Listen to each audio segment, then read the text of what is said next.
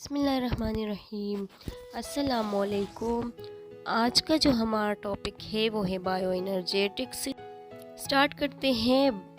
Biological systems में energy relationships और energy conservation के क्वांटिटेटिव मुताले को बायो एनर्जेटिक्स कहते हैं।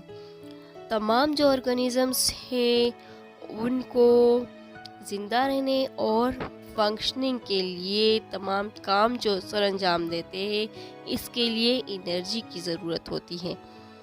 एनर्जी का जो मेन सोर्स है वो सिर्फ एक ही है, जो कि सोलर एनर्जी है। प्लांट सेल्स जो है इस एनर्जी को डायरेक्टली यूज़ करते हैं।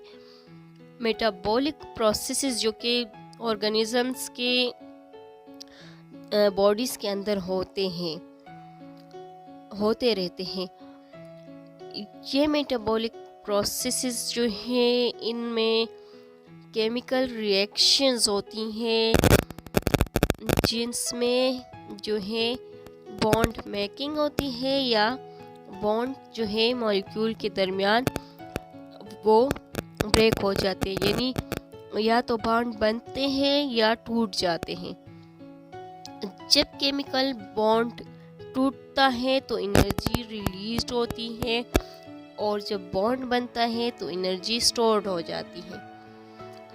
तमाम जो सेल्स हैं लिविंग, वो काम करने के लिए एनर्जी इस्तेमाल करते हैं।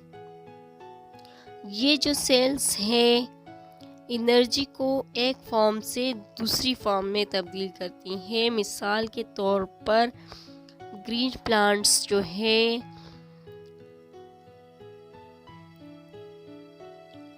सोलर एनर्जी को कन्वर्ट करती है केमिकल एनर्जी में, और इस प्रोसेस को जिसमें सोलर एनर्जी को केमिकल एनर्जी में कन्वर्ट करती है फोटोसिंथेसिस कहते हैं। ये जो एनर्जी है फिर मैकेनिकल और हीट एनर्जी में तब्दील हो जाती है रेस्पिरेशन के दौरान। तो मेन प्रोसेसेस जो हैं इस एनर्जी की ट्रांसफॉर्मेशन में इन्वॉल्व होती हैं, जिसको फोटोसिंथेसिस और रेस्पिरेशन कहते हैं। Thanks for watching.